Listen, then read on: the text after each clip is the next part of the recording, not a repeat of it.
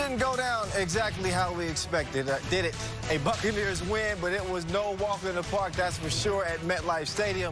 Of course, we will discuss as we welcome you to NFL Total Access. I'm Kyle Montgomery alongside a couple Super Bowl champions, Terrell Davis, James Jones. Bucs-Giants was supposed to be a formality for Tom Brady and company.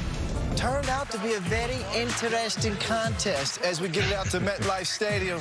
Tom Brady, 15 touchdown passes, 1 interception since week 3. He has been balling, did what he was supposed to do here, get into Ronald Jones, but Blake Martinez causes him to fumble it, JJ. Got to hold on to that thing, man.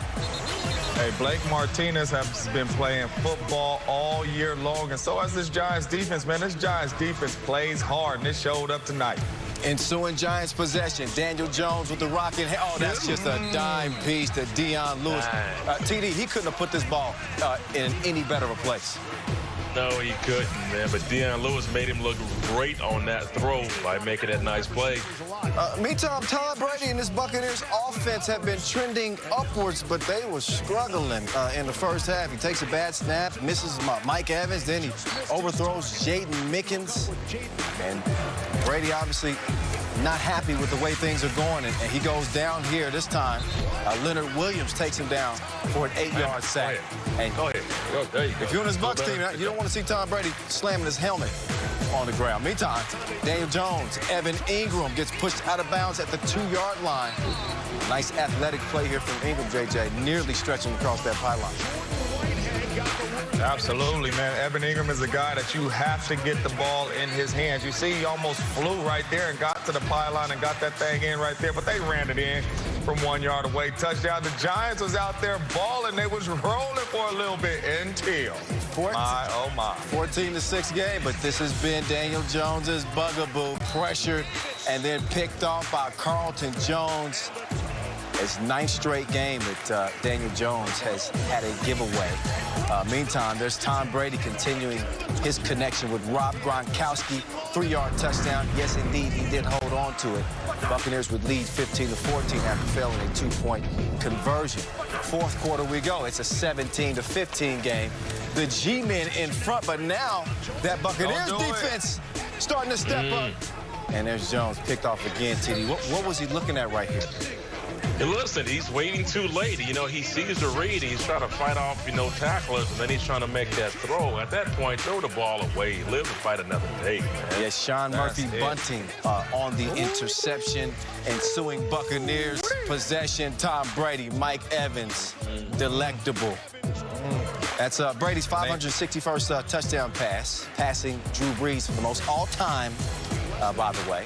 So a 22-17 game, 3rd and 1 here. Leonard Fournette stuffed for no gain.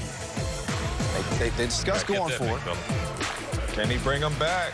They decided to make it 25-17. And Daniel Jones making something happen. That's the way you come back to the football. Darius Slayton, great catch, 12-yard gain. First down. 4th and 16 here. Jones trying to make something happen. Oh, nice strike there. 20-yard pickup. Better buy some time. Sterling Shepard. 3 plays later. Jones, Golden Tate, seam ball. Oh, beautiful throw. He put that on the money, didn't he, JJ?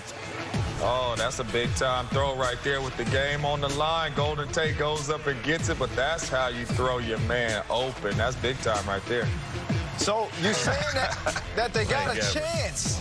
Going for 2 here, a very controversial play. Antoine Winfield Jr. gets there right as the ball does, deflects the pass. Initially, a flag was thrown, but it was picked up. No pass interference on the 2-point conversion as the Bucs will hold on to win it on the road in a close one. Tom Brady pumped up, and he should be. It don't have to be pretty to count. This was going to go up in the W column as the Buccaneers improved to 6-2 on the year with a 25-23 win over a very game Giant squad on this night.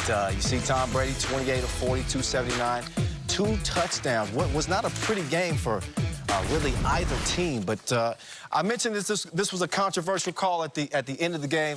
Initially, you saw some mustard on the field, TD. Tell me what you thought. Was that PI on Antoine Winfield Jr., or you like the call? I love the call. I mean, listen, Daniel Jones, when he pump faked it, he should have just threw the ball the first time he got it. Don't hitch, just throw it. Trust the play. Deion Lewis is going to be in the flat. And you see Whitfield coming from the other side. He has to go through a lot of traffic to get there. So by the time he gets there, that ball's underthrown. He looks back and the ball hits him in the arm. So, listen, that's not a PI. Where's the pass interference? Where's the pass interference on that play? So, to me, I thought it was a good call. I thought that was great for the refs to go ahead and pick the flag up. Don't try to decide a game on a play like that. They did the right thing by picking the flag up. JJ, I'm guessing you disagree there. Yeah. No, you know what? I agree to disagree. I agree because I do not believe it was pass interference, but I don't agree because they ain't picked up a pass interference flag all year long, TD. Why? Why do you choose to pick it up now? Hey, it's a bang bang play. This play right here could go either way. But my thing is the ref threw the flag. It's a bang bang play. If you're looking at it right here, you can say, oh, he did get there a little early. Or you can say, hey, right when he got there, he turned his head around real quick, hit the ball, no pass interference. But the ref threw the flag. I thought they should have played another play. Do not pick this flag up. But, no, I do not think it was pass interference, but they ain't picked one up all season. Let them play another play. TD, tell me, listen, the Bucs had all the advantages offensively and defensively, yet the Giants made this a game. How did the G-men make it competitive tonight?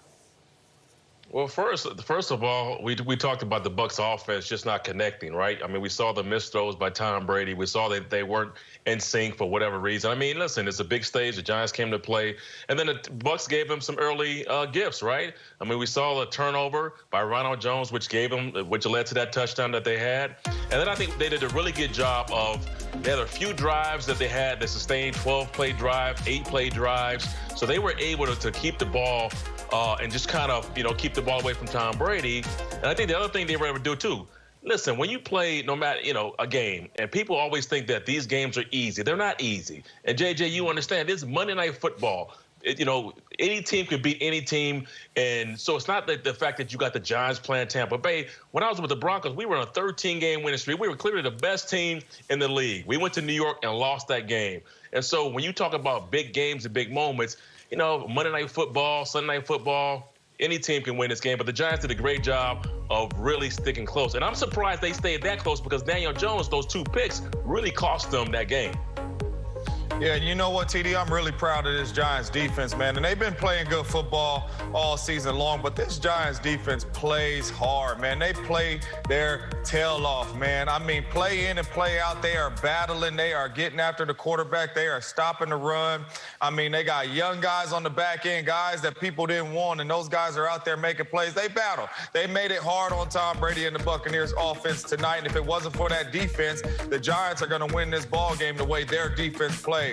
But listen, this Bucs defense has kept them in every game this year. They get after the quarterback, they get turnovers, and we've seen what they did to Daniel Jones. But this Giants team came out to battle. And TD, like you said last week, hey, they get paid too. I understand everybody out here says, hey, Bucs supposed to win this game. They're supposed to win it big. Hey, the Giants hear that. They get paid too. Let's go out here and play football. That's why we play the games. TD, I was in the same position as you. 14-0. Go to Kansas City. They win 2 games, and they slapped us and say, y'all take this barbecue and get on back to Green Bay. Any given Sunday, insert the cliche. That's right. Let's talk specifically about Tom Brady tonight. He had been trending upward here recently. Only 1 interception in his past 5 games. Came off the big game last week. Didn't look to be his sharpest tonight. Was it something the Giants did defensively, or was this just one of those games for Tom Brady? Well, I think, first of all, you talk about Patrick Graham, the defensive coordinator for the Giants. He spent, a ton of probably 6 or 7 years in New England with Tom Brady as a defensive assistant. So he understands how to try to defend Tom Brady. We saw what they were doing a lot of times, playing kind of cover 2-man, keeping everything in front.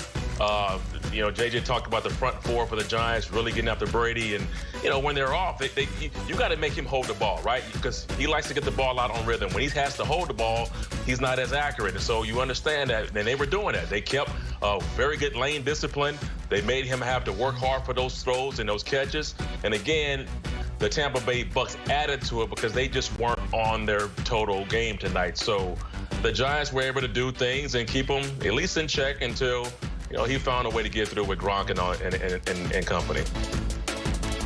No, and what I loved about this Giants defense, man, they challenged the Bucs tonight. As you can see, some of those tough catches that Mike Evans made us bump, man-to-man coverage. We're going to try to redirect you at the line of scrimmage. We're going to try to make it hard so Tom Brady has to go through his reads and get off certain guys, and that's what caused him to hold the ball a little bit longer than he wanted to, and that pass rush got there. But they got up in their face, and they said, listen, if you're going to beat us, you're going to have to beat us going straight through us. And those DBs challenged them, and when they sat in zone, we seen when they tried to sit in zone at the end of the first half, Tom Brady was picking them apart.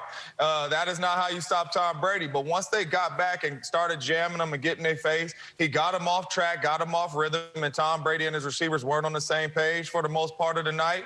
But credit to the Giants defense for getting up in their face and challenging them and making it hard on them. JJ, you mentioned the pass rush. Former Giants pass rusher, now turned Bucs pass rusher, Jason Pierre-Paul, had a lot to say heading into this game. Here's what he said after the game with our Kim Jones.